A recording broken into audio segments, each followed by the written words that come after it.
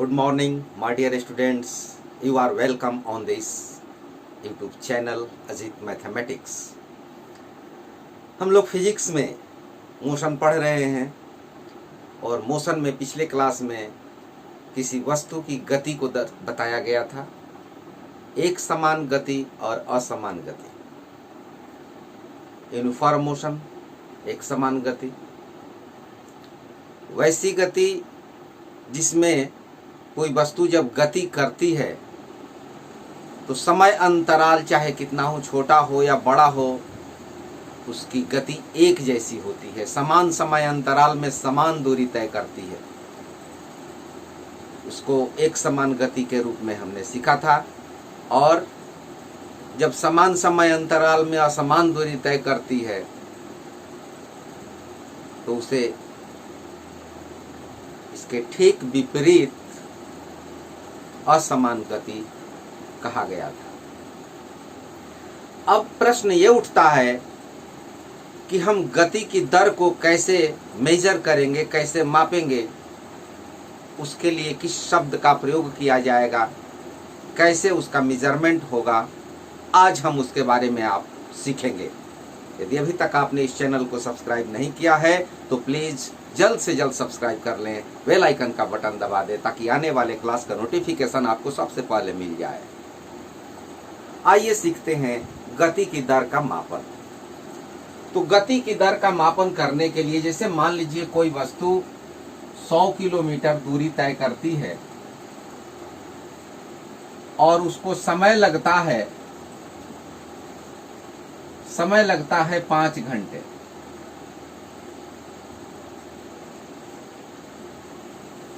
सौ किलोमीटर की दूरी तय करने में उसको 5 घंटे लगते हैं, तो उसके अनुसार 100/5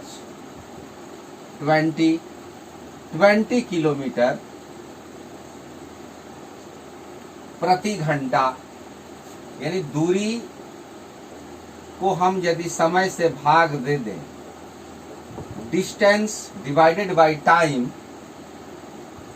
तो ये औसत निकल जाता है कि 1 घंटा में वो वस्तु 20 किलोमीटर की डिस्टेंस तय करती है। ये कोई आवश्यक नहीं है कि हर घंटे वो 20 किलोमीटर ही चलती है। हो सकता है पहले घंटे में अधिक चली हो, दूसरे घंटे में कम चली हो, तीसरे घंटे में कुछ अधिक चली हो। ये कोई आवश्यक नहीं है कि हर घंटे वो 20 किलोमीटर की ही दूरी तय करती हो। लेकिन एक एवरेज मान मिला कि 20 किलोमीटर प्रति घंटा। तो इस आधार पर हम उसके रेट को बताते हैं, इसे चाल कहा जाता है।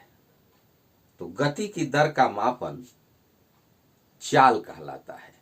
और यदि इसी में डायरेक्शन जोड़ दिया जाए, एक निश्चित दिशा में, जब कोई वस्तु किसी निश्चित दिशा में किसी स्ट्रेट लाइन में सरल रेखा पर गति कर रही हो, तो उसी चाल को वेग कहते हैं, अर्थात दिशा युक्त चाल को वेग कहा जाता है। तो गति की दर का मापन करने के लिए 2 शब्द, यहां पर 2 पद आते हैं, एक चाल और एक वेग। अब हम चाल के बारे में जानेंगे, वेग के बारे में जानेंगे, उनके सूत्रों को जानेंगे, उनकी राशियों को मापने की पद्धतियों के बारे में विस्तृत रूप से जानेंगे। आइए जाने कि ये चाल क्या है। स्पीड, चाल क्या है। देखिए, किसी वस्तु द्वारा इकाई समय में तय की गई दूरी को चाल कहते हैं। यहां पर ध्यान देने वाली बात, इकाई समय में तय की गई दूरी, यानी इकाई समय, दूरी और चाल, यहां पर 3 पद आए हुए हैं। The distance travelled bye a body per unit time is called speed, that is speed is equal to distance upon time। कहने का अर्थ अर्थात चाल बराबर दूरी बटा में समय। आप इस डिफिनीशन को लिख लीजिए, याद कर लीजिए, और इसके आधार पर न्यूमेरिकल्स आपको सॉल्व करने पड़ेंगे। इसमें डायरेक्शन नहीं दिया हुआ है, किस दिशा में वस्तु चल रही है, केवल दिया हुआ है कि इकाई समय में। अब इकाई समय सेकंड भी हो सकता है, मिनट भी हो सकता है, घंटा भी हो सकता है, दिन भी हो सकता है, महीना, वर्ष भी हो सकता है। तो इकाई समय में तय की गई दूरी को चाल कहते हैं। लेकिन आप जानते हैं कि टाइम को हम लोग सेकंड में ही मापते हैं, इसका एसआई यूनिट सेकंड है। यदि एक सेकंड में 1 सेंटीमीटर की दूरी तय करें तो सेंटीमीटर प्रति सेकंड, 1 मीटर की दूरी तय करें तो 1 मीटर प्रति सेकंड। जनरली चाल का जो मात्रक होता है वो एसआई यूनिट में मीटर प्रति सेकंड होता है। चाल स्पीड अदिश राशि है, यह अदिश राशि है, स्केलर क्वांटिटी। क्योंकि इसमें डायरेक्शन का जिक्र नहीं है, अदिश और का मतलब नहीं दिश, डायरेक्शन, इसमें डायरेक्शन नहीं है, यह अदिश राशि है। एसआई मात्रक, एसआई यूनिट इसका क्या होगा, ये एसआई यूनिट इसके आधार पर हम निकाल लेते हैं, फॉर्मूले के आधार पर। चाल बराबर दूरी बटा समय। दूरी क्या है, दूरी लंबाई है, और लंबाई का मात्रक क्या होता है, लंबाई का मात्रक मीटर होता है, और समय, समय का मात्रक सेकेंड। तो एसआई मात्रक इसका चाल का मीटर बटा में सेकेंड, यानी मीटर प्रति सेकेंड, मीटर प्रति सेकेंड ऐसे भी लिखा जाता है। या इसको लिखने का ये भी तरीका है कि metre second inverse 1, metre second inverse 1 पढ़ते हैं, या मीटर पर सेकेंड भी इसको पढ़ा जाता है। ये एसआई मात्रक है। सीजीएस सिस्टम में सेंटीमीटर प्रति सेकेंड, सीजीएस सिस्टम में हो जाता है ये, सीजीएस पद्धति आपको बताया है मैंने, सेंटीमीटर प्रति सेकेंड। इसको भी उस तरह से लिख सकते हैं, सेंटीमीटर सेकेंड इनवर्स 1। चाल का थोड़ा बड़ा मात्रक किलोमीटर प्रति घंटा, किलोमीटर प्रति घंटा, किलोमीटर घंटा इनवर्स 1, इस तरह से व्यक्त किया जाता है। इसमें से सब सही है, लेकिन आपको मूल रूप से ये याद रखना होगा, मीटर पर सेकेंड। ये सीजीएस सिस्टम का भी पूछा जाता है कभी कभी, ये किलोमीटर प्रति घंटा और किलोमीटर घंटा इनवर्स 1 ऐसे भी लिखा जाता है। अब आपको ये सीखना है कि मीटर प्रति सेकंड से किलोमीटर प्रति घंटा में कन्वर्ट करना होता है, और किलोमीटर प्रति घंटा से मीटर प्रति सेकंड में कन्वर्ट करना होता है। इस तरह के प्रश्न पूछ दिए जाते हैं। अब चूंकि हमने पहले उदाहरण लिया था कि कोई वस्तु है जो 5 घंटे में 100 किलोमीटर की दूरी तय करती है, तो हमेशा तो एक जैसी दूरी वो तय करती नहीं है, यानी उसकी चाल हमेशा अलग अलग होती है। हर घंटे के हिसाब से या मिनट के हिसाब से देखा जाए तो उसकी चाल अलग अलग होती है। तो इसको औसत चाल के नाम से जाना जाता है, एवरेज स्पीड के नाम से जाना जाता है, औसत चाल। ये भी एक टॉपिक है, आपको सीखना है, जानना है, औसत चाल। औसत चाल, एवरेज स्पीड, पहले फार्मूला लिख देते हैं, उसके बाद आप परिभाषा ऑटोमेटिकली, यदि फार्मूला याद है परिभाषा बना लेंगे। औसत चाल का होता है तय की गई दूरी, तय की गई कुल दूरी और बटा में कुल जितना समय लगता है उतना समय अंतराल। तय की गई कुल दूरी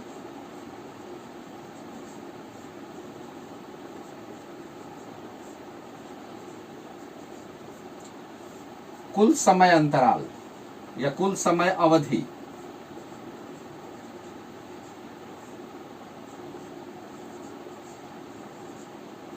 जितना समय अंतराल उसको लगता है, total time and total distance, total distance travelled bye an object and total time taken by an object. तो ये औसत चाल हुआ, जिसको एवरेज स्पीड के नाम से जाना जाता है। अब औसत चाल का डिफिनेशन आप समझ लीजिए, इसी परिभाषा के आधार पर ही वो डिफिनेशन आपको मिल जाएगा। देखिए औसत चाल क्या है, तय की गई दूरी बटा में कुल समय अवधि। तो इसको परिभाषा में हम कह सकते हैं कि भिन्न भिन्न समय अंतरालों में तय की गई कुल दूरी और उस दूरी को तय करने में लगे समय के अनुपात को औसत चाल कहते हैं। यानी जितनी दूरी तय की जाए और उस दूरी को तय करने में जितना समय लगे, उसके अनुपात को, यानी दूरी और समय के अनुपात को, एवरेज को औसत चाल कहा जाता है। औसत चाल को प्रायः इस तरह से सूचित किया जाता है, भी चाल को भी से सूचित करते हैं, चाल को भी से सूचित करते हैं, वेग को भी इसी से सूचित किया जाता है।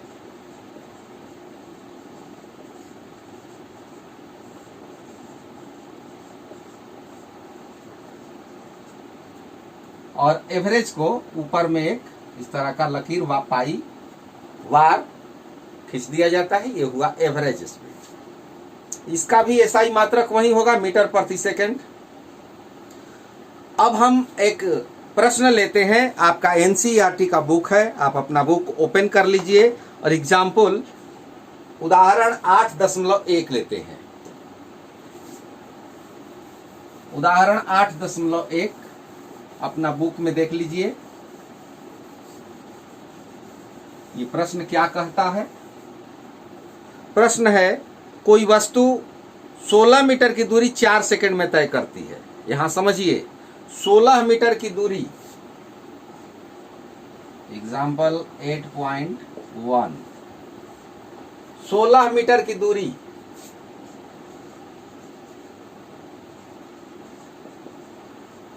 और उसको लगता है टाइम 4 सेकंड। ये हुआ टाइम, समय। और पुनः 16 मीटर की दूरी, अगेन उसको टाइम लगता है 2 सेकेंड। 16 मीटर की दूरी पहली बार में 4 सेकेंड लगता है और दूसरी बार में 2 सेकेंड लगता है। तो यहां पर 2 तरह का डिस्टेंस हुआ और 2 तरह का टाइम हुआ। तो उसका एवरेज स्पीड कितना होगा, औसत चाल कितना होगा, यही आपका ये प्रश्न पूछ रहा है। तो औसत चाल का सूत्र आपको बताया अभी हमने। औसत चाल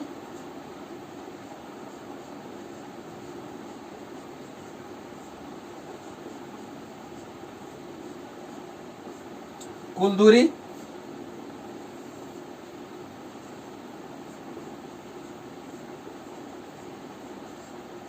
बटा में कुल समय अंतराल,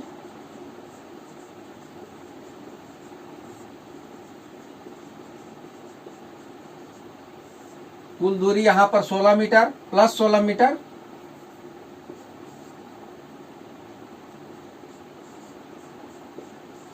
और कुल समय अंतराल 4 सेकेंड 2 सेकेंड, कितना हो जाएगा?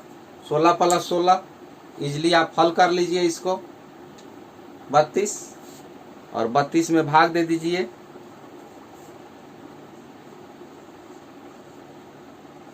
4 प्लस 2 6, कैंसिल कीजिए, 16/3, 16/3, और इसको दशमलव में कन्वर्ट कर दीजिए, कितना हो जाएगा? 5.33।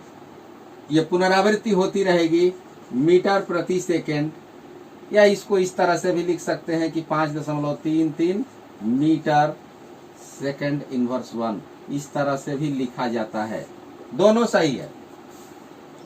तो इस तरह से एवरेज स्पीड का कैलकुलेशन किया जाता है।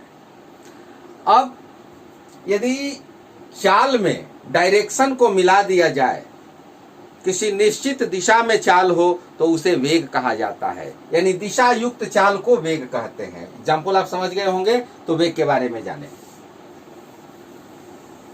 वेलोसिटी,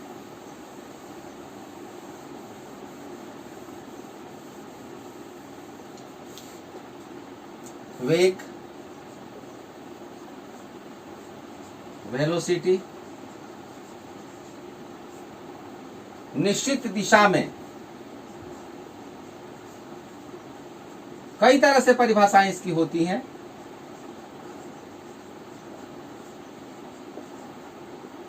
इकाई समय में,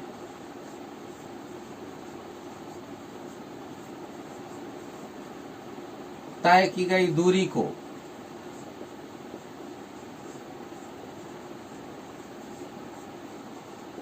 वेग कहा जाता है।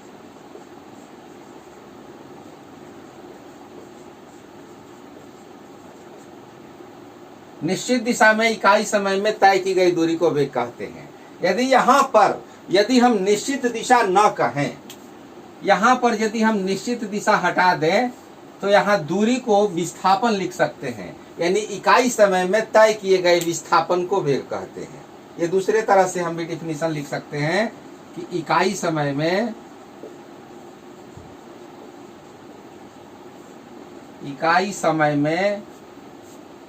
तय किए गए विस्थापन को वेग कहते हैं।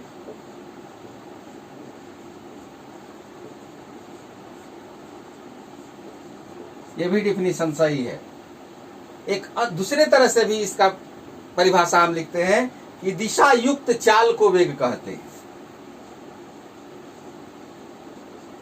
दिशा युक्त चाल, वैसी चाल जिसमें डायरेक्शन हो, कनेक्ट हो।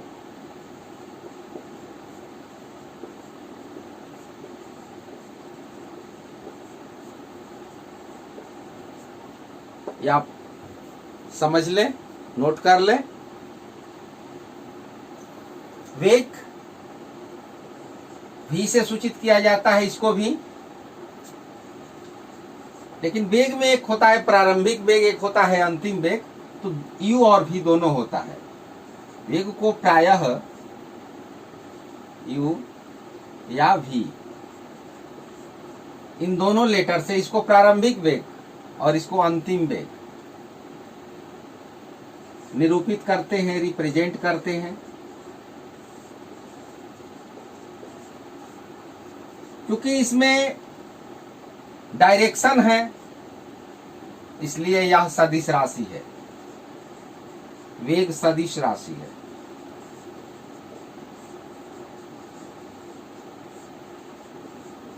और इसका भी मात्रक वही होता है जो चाल का मात्रक होता है। एसआई मात्रक यूनिट मीटर प्रति सेकंड। उसी तरह से सेंटीमीटर प्रति सेकंड भी होता है सीजीएस में। बड़ा मात्रक किलोमीटर प्रति घंटा भी होता है। अब हम मीटर प्रति सेकंड को किलोमीटर प्रति घंटा में कन्वर्ट करना सीखेंगे। मीटर प्रति सेकंड को किलोमीटर प्रति घंटा में बदलें। मीटर प्रति सेकंड को किलोमीटर प्रति घंटा, और दूसरा इसका होता है कि किलोमीटर प्रति घंटा को मीटर प्रति सेकंड में बदलें। पहले इसी को सीख लेते हैं, इसको मिटा देते हैं। किलोमीटर प्रति घंटा को मीटर प्रति सेकंड में बदलना किस तरह से बदला जाता है, कैसे कन्वर्ट कर रहे हैं। इसे मान लीजिए कि 1 किलोमीटर प्रति घंटा हुआ। इसका मतलब कि 1 किलोमीटर क्या है, ये डिस्टेंस हुआ, ये दूरी हुआ और ये टाइम हुआ। 1 किलोमीटर बराबर 1000 से गुणा कर दिया, ये कन्वर्ट हो गया मीटर में। Kilometre change into metre. नीचे में है घंटा, घंटा 1 घंटा, तो 1 घंटा को यदि हम मिनट में बदले तो 60 मिनट हो गया। फिर इसको 60 से गुणा किया तो सेकंड हो गया। अब ऊपर में हो गया मीटर और नीचे में हो गया सेकंड। इसको हम सॉल्व कर दें, इसका सरलीकरण कर दें। 0 0 कैंसिल और यहां कटा दें। कितना हो गया, ऊपर में हुआ 5 और नीचे में हो गया 18, यानी मीटर प्रति सेकंड। तो कहने का मतलब डायरेक्ट किलोमीटर प्रति घंटा को मीटर प्रति सेकंड में बदलने के लिए 5/18 से गुणा करते हैं, यानी किलोमीटर प्रति घंटा को सीधे याद रखिए मीटर प्रति सेकंड में बदलने के लिए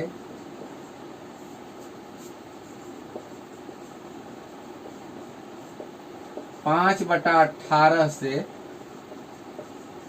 गुणा करते हैं।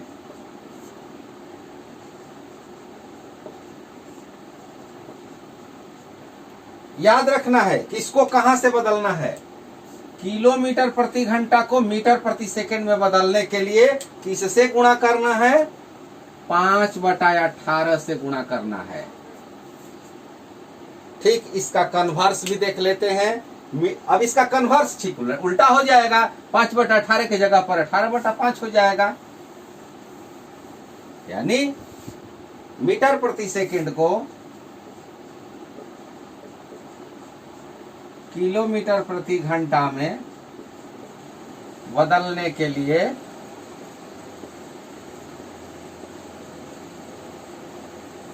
18/5 से गुणा करते हैं।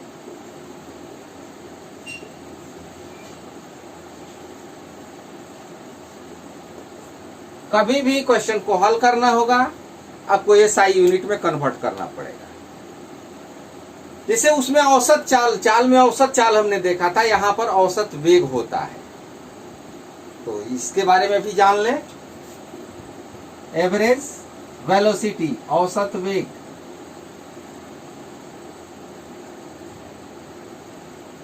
औसत वेग इसको रिप्रेजेंट करते हैं एवरेज वेलोसिटी। एवरेज ये क्या होता है, प्रारंभिक वेग, initial velocity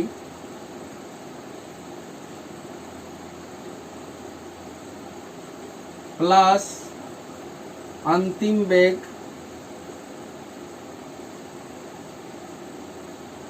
final velocity divided by 2। प्रारंभिक वेग बटा में अंतिम वेग और उसका औसत निकाल दिया तो ये हो गया औसत वेग। Average velocity is equal to u plus V upon 2। ये व्यंजक आप याद रखेंगे, इस एक्सप्रेशन को याद रखिएगा, ये परीक्षा में पूछ देता है कि एवरेज वेलोसिटी का व्यंजक लिखें।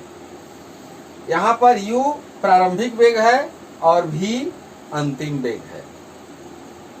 वेग और चाल दोनों को आप समझ गए। दोनों को समझ लेने के बाद अब आपको इसमें डिफरेंस समझ लेना है। Difference between speed and velocity, अंतर, ये आप समझ लीजिए क्या अंतर है।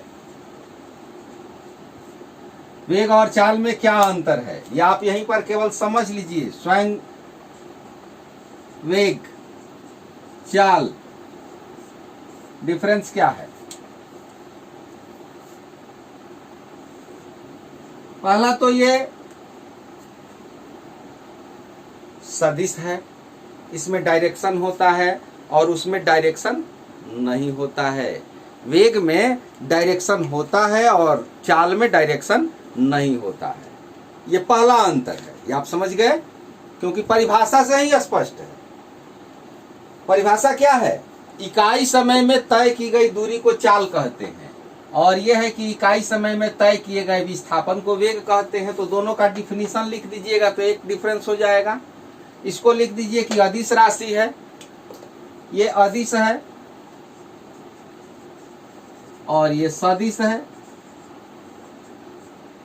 ये दूसरा अंतर हो जाएगा। पहला अंतर तो आप डिफिनीशन लिख दीजिए और दूसरा अंतर अदिश सदिश के बारे में लिख दीजिए। ये कभी जीरो नहीं हो सकता, ये जीरो नहीं होता है। औसत चाल जीरो नहीं होता है। ये जीरो हो सकता है, प्लस में भी हो सकता है, माइनस में भी हो सकता है, जीरो हो सकता है। पॉजिटिव, निगेटिव और जीरो ये तीनों हो सकता है। अब कोई वस्तु यदि सर्कुलर पाथ पर चल रही हो, वृत्ताकार पथ पर चल रही हो, तो यहां पर तो उसका डायरेक्शन हमेशा चेंज हो रहा है। हर पॉइंट पर उसका डायरेक्शन चेंज हो रहा है। तो सर्कुलर पाथ पर, वृत्ताकार रास्ते पर वेग जो होता है वो हर क्षण चेंज होता है, हर क्षण बदल जाता है और चाल नहीं बदलता है, नियत रहता है। चाल वहां पर स्थिर रहता है। यानी वृत्तीय गति में चाल, सर्कुलर मोशन में चाल कांस्टेंट होता है और सर्कुलर मोशन में, सर्कुलर गति में, वृत्तीय गति में जो वेग होता है वो बदलते रहता है, वेरिएबल होता है, यानी ये कांस्टेंट और ये वेरिएबल होता है। ये 2-3 अंतर आपको याद रखने होंगे। तो चाल और वेग में अंतर परीक्षा में प्राय पूछता है। आपका इनसाइड क्वेश्चन में भी दिया हुआ है कि चाल और वेग में अंतर बताएं। दूसरा प्रश्न है कि किस अवस्था में किसी वस्तु के औसत वेग का परिमाण उसकी औसत चाल के बराबर होगा। औसत वेग और औसत चाल बराबर हो जाएंगे कब? जब एक निश्चित डायरेक्शन में चले, एक सरल रेखीय पथ पर वो चले। एक प्रश्न है, गाड़ी का ओडोमीटर क्या मापता है? 1 नंबर का बहुत ही महत्वपूर्ण प्रश्न, कई बार परीक्षा में पूछा जा चुका है। तो ओडोमीटर से दूरी मापा जाता है। जब वस्तु एक समान गति में होती है तो उसका मार्ग कैसा दिखाई देता है? एक समान गति में होती है तो सरल रेखीय मार्ग होता है। जब कोई वस्तु एक समान गति में चलती है, उसका गति परिवर्तित नहीं होता है। एक समान गति को आप पढ़ चुके हैं। कहने का अर्थ कि समान समय अंतराल में और जब वस्तु समान दूरी तय करती है तो उसका मार्ग कैसा होगा? तो जब वस्तु का औसत वेग या औसत चाल ये समान होना चाहिए। वस्तु का एक समान वेग गतिशील है। यदि वस्तु एक समान वेग से गतिशील है तो उसका मार्ग एक सरल रेखा होगा। यदि वस्तु एक समान चाल से गतिशील है तो उसका मार्ग सरल रेखा में वर्ग भी हो सकता है, आयत भी हो सकता है, वृत्त भी हो सकता है, त्रिभुजाकार भी हो सकता है। जब वेग शब्द होगा तो एक सरल रेखा होगी, लेकिन वहां पर यदि चाल की चर्चा कर दी जाए तो वहां पर डायरेक्शन से मतलब नहीं है। तो त्रिभुज भी हो सकता है, चतुर्भुज भी हो सकता है।